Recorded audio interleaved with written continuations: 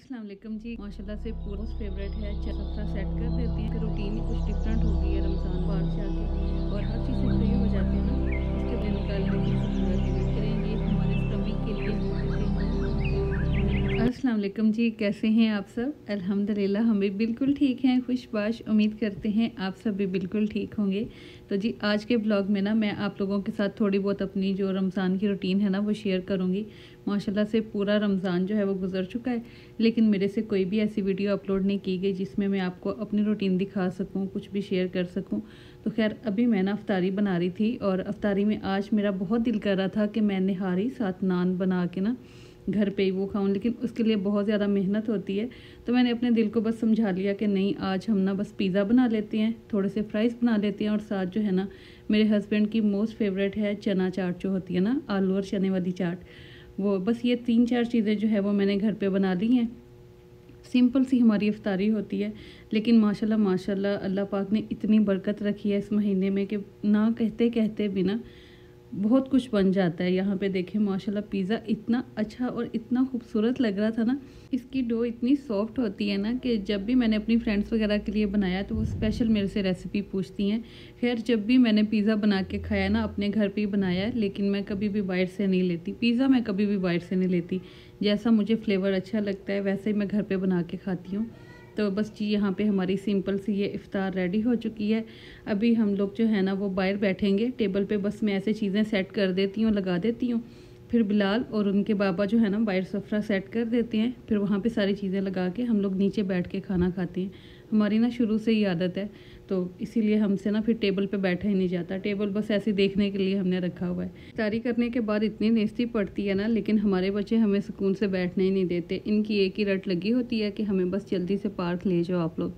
आजकल मैं इनको दिन के टाइम लेके ही नहीं जाती, क्योंकि रूटीन ही कुछ डिफरेंट हो गई है रमज़ान में।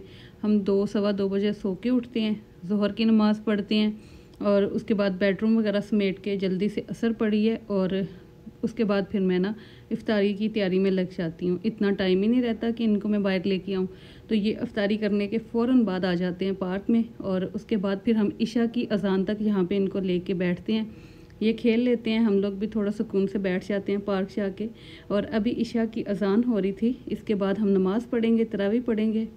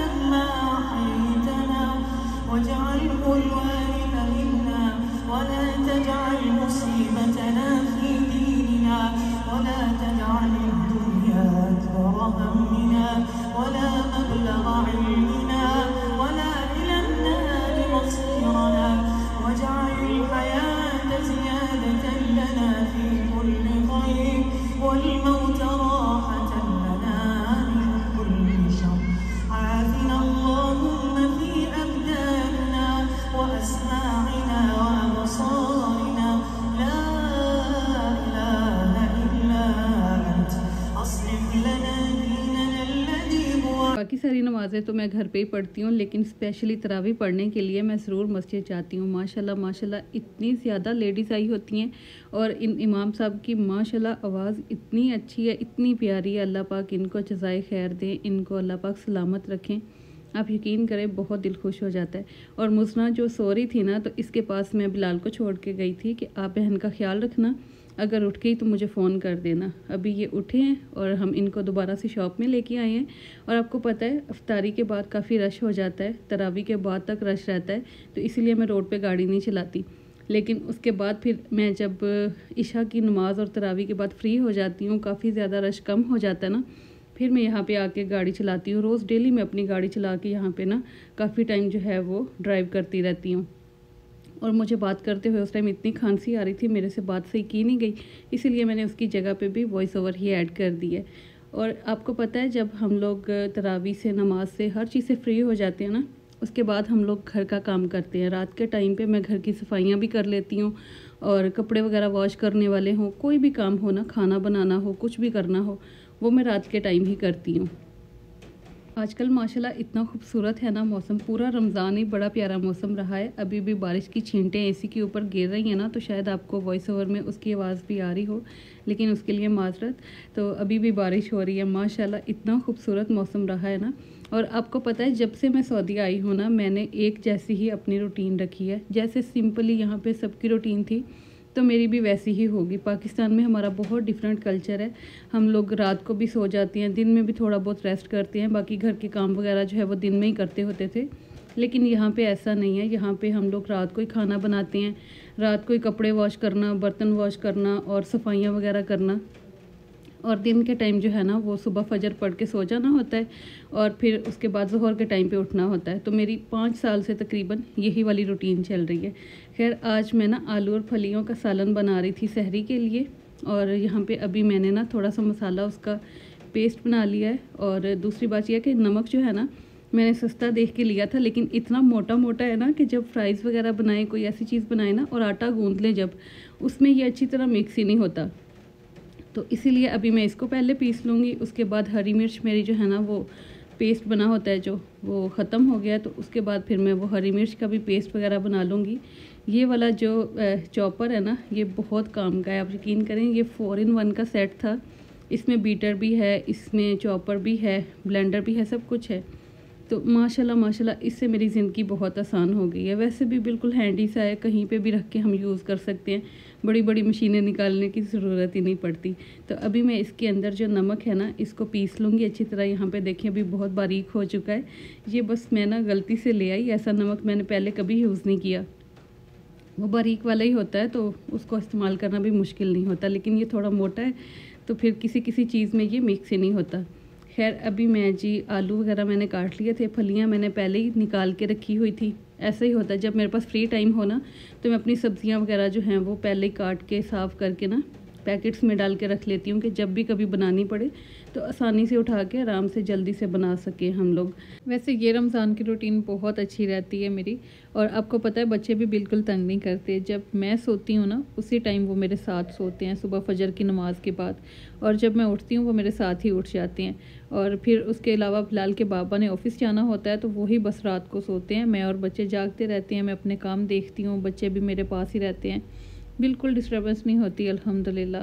और आपको पता है शायद ये मेरी आखिरी रमज़ान की रूटीन हो इस तरह की, क्योंकि इसके बाद बिलाल का स्कूल हो जाएगा, तो वो फिर स्कूल जाएगा ना, तो उसके हिसाब से मुझे अपनी रूटीन सेट करना पड़ेगी। खैर अभी मैं ना आटा गूंदने लगी थी, मैं आपको इसकी ना आज रेसिपी बताती हूँ। थोड़े दिन पहले ही मैंने इस तरह से ये ट्राई किया है और मुझे बहुत अच्छा लगा है। मैं इसी तरह अब गूंदती हूँ। आजकल मैं आटे के अंदर हल्का सा ज़ीरा, थोड़ी सी चुटकी भर कलौंजी ऐड करती हूँ और चुटकी भरी अजवाइन भी डालती हूँ, और बाकी ज़रूरत के हिसाब से नमक ऐड करती हूँ और थोड़ा सा ऑयल इसमें डाल देती हूँ। ऑयल से ये है कि आटा थोड़ा नरम हो जाता है, और बाकी जो चीज़ें हैं ना आप यकीन करें ये हमारे स्टमक के लिए, हमारे पेट के लिए बहुत अच्छी हैं। और कलौंजी का मैं आपको क्या ही बताऊँ, आप सबको ही पता होगा कि माशाल्लाह इसके लिए तो हमारे नबी पाक ने फरमाया है कि मौत के अलावा हर बीमारी के लिए शिफा है इसमें। तो इसीलिए मैं ना आजकल आटे के अंदर ये सब चीज़ें ऐड करके ना फिर आटा गूंद देती हूँ। और आपको पता है माशाल्लाह इतनी अच्छी रोटी बनती है। और मुज़ना बिलाल यकीन करें सालन के बगैर ही, कोई चीज़ ना भी इनको साथ खानी हो ना, सिंपल रोटी ही खा लेते हैं। इतनी मज़े की रोटी बनती है और इतना अच्छा टेस्ट होता है, बच्चे आराम से खा लेते हैं। ये देखें कहीं कहीं पे आपको ये सीड्स नज़र आ रही होंगी, बहुत थोड़ी थोड़ी सी मैं इसमें डालती हूँ, लेकिन माशाल्लाह ये है कि हमारे बच्चों को ये रोटी बहुत पसंद है, तो वो भी आराम से खा लेते हैं। अभी मैं बस 2 रोटी जो है वो खुश्क वाली बना लूँगी, सूखी रोटी, और 2 पराठे बना लूँगी, क्योंकि बच्चे अक्सर ऐसा होता है कि पराठा खाते हैं। और बिलाल के बाबा ने भी सहरी में पराठा खाना होता है, लेकिन मैं कभी कभी सूखी रोटी खाती हूँ, कभी पराठा। तो मेरा आज दिल कर रहा था कि मैं सूखी रोटी बना के ऊपर देसी घी लगा के ना फिर खाऊंगी, क्योंकि आलू फलियां हो साथ देसी घी लगी हुई ऊपर रोटी हो तो बहुत अच्छी लगती है। तो इसलिए मैंने अपनी सूखी रोटी बनाई है, इनके लिए मैंने पराठे बना लिए हैं, और बस साथ ही मैं अपना काउंटर टॉप भी साफ़ कर लूँगी। और जैसे ही हम सहरी करते हैं ना, मैं साथ ही बर्तन वगैरह जो थोड़े बहुत होते हैं ना साथ ही वॉश कर लेती हूँ। मैं सारा ऐसे काम करके रखती हूँ कि सुबह बस मैं उठूँगी, और ज़ोहर की नमाज़ पढ़नी है, असर की नमाज़ पढ़नी है और उसके बाद सिर्फ़ और सिर्फ अफ्तारी बनानी है और मुझे कुछ भी नहीं करना पड़ता। पूरा घर में ऐसे समेट के सोती हूँ बस, और सुबह उठ के बस एक बेडशीट जो है ना वो सेट करनी होती है और मैंने किचन में आ जाना होता है। तो बस जी यही थी आज की मेरी रूटीन। आई होप आप लोगों को अच्छी लगी होगी, और अगर अच्छी लगी है तो आपने मुझे कमेंट्स में आके ज़रूर बताना है। अपना बहुत सारा ख्याल रखें, हमें भी अपनी दुआ में याद रखें। अल्लाह हाफिज़, फ़ी अमान अल्लाह। जैसे ही मैं इस वीडियो की वॉइस ओवर करके बाहर गई हूँ ना रूम से, तो मेरे हस्बैंड को भाई मुबशर का फ़ोन आ गया कि आप लोग ना प्लीज़ हमारे पास आ जाओ, हमें आपकी हेल्प की ज़रूरत है। उनके बाबा की ना डेथ हो गई अचानक ही, बस उनकी तबीयत ख़राब हुई थी जुम्मे वाले दिन, हार्ट अटैक हुआ था। पाकिस्तान में थे उनके बाबा, और हार्ट अटैक हुआ तो उन्होंने ना बस जल्दी से अपनी टिकट्स करवाई हैं कि अपनी अम्मी को लेके, बाकी भाइयों को लेके वो पाकिस्तान पहुंच जाएं। अभी वो जा रहे थे रास्ते में, क्योंकि उनकी अम्मी जो है ना वो इत्तकाफ़ बैठी हुई हैं मदीना में, बाकी दोनों भाई भी वहीं हैं। तो वो अभी जा रहे थे रास्ते में कि उनको फ़ोन आ गया कि बाबा की डेथ हो गई है। तो इसलिए फिर उन्होंने ना हमें बुलाया कि प्लीज़ आप लोग जल्दी आ जाओ, हमारी आज की फ़्लाइट है रात 1:30 बजे की। तो हमें ज़्यादा यहाँ का पता नहीं है, नया शहर है हमारे लिए, तो जो हमारी हेल्प आपसे हो सकी आप हमारी हेल्प कर देना ताकि हम टाइम पे पहुँच सकें। तो हमने 2 खाली लगेज ले लिए थे घर से कि अगर उनको कोई कपड़े वगैरह डालने हुए, कोई ज़रूरत हुई तो वो चलो ये इस्तेमाल कर लेंगे। तो बस अभी हम वहाँ के जाने के लिए निकले थे और इतनी तेज़ बारिश थी, तकरीबन 11 बजे फ़ोन आया था हमें, तो हम फ़ौरन ही निकल पड़े। आप यकीन करें मेरे पास इतना भी टाइम नहीं था कि मैं बच्चों को मुँह ही धो लेती इनका, या कुछ चेंज ही कर देती कपड़े, जैसे पहन के फिर रहे थे घर में वैसे ही बस इनको हमने साथ लिया। और इनके कपड़े भी मैंने गाड़ी में ही चेंज कर दिए क्योंकि कपड़े बहुत ख़राब थे इनके भी। तो इनका ना ये था कि इनके पेरेंट्स जो है ना वो हर साल यहाँ आते थे और मदीना माशाल्लाह हर साल रमज़ान में इत्काफ़ बैठते थे और फिर ईद यहाँ करना, इधर रह के जाना। और इस दफ़ा इनके बाबा नहीं आए थे लेकिन अम्मी आई हुई थी, खाला भाई आए हुए थे, तो उन्होंने ईद भी यहाँ करनी थी और इत्काफ़ बैठे हुए थे, लेकिन अभी इमरजेंसी में इन लोगों को जाना पड़ा है। तो ईद पे ना हर कोई खुशी से घर नहीं जाता, बहुत बहुत दुख भी होते हैं इंसान को। ये बस मैंने आपके साथ इसीलिए शेयर किया है कि आप लोग इनके लिए दुआ करना कि अल्लाह पाक इन सबको सब्र दें, और आंटी के लिए स्पेशली क्योंकि वो भी हार्ट पेशेंट हैं, वो भी बहुत ज़्यादा बीमार रहती हैं, तो अल्लाह पाक उनको सब्र दें, अल्लाह पाक उनको बस सेहत दें, अपने बच्चों के सर पे सलामत रखें। तो बस मेरे दिल में ना ये दुख आया था कि परदेश में कभी कोई ऐसा दुख का वक़्त ना आए किसी पे भी, 1 मिनट की भी खबर नहीं है कि बैठे बिठाए क्या से क्या हो जाए और कैसे हालात बन जाएं और किस परेशानी में, किस मजबूरी में इंसान को परदेश से घर जाना पड़े, कोई पता ही नहीं चलता ज़िंदगी का।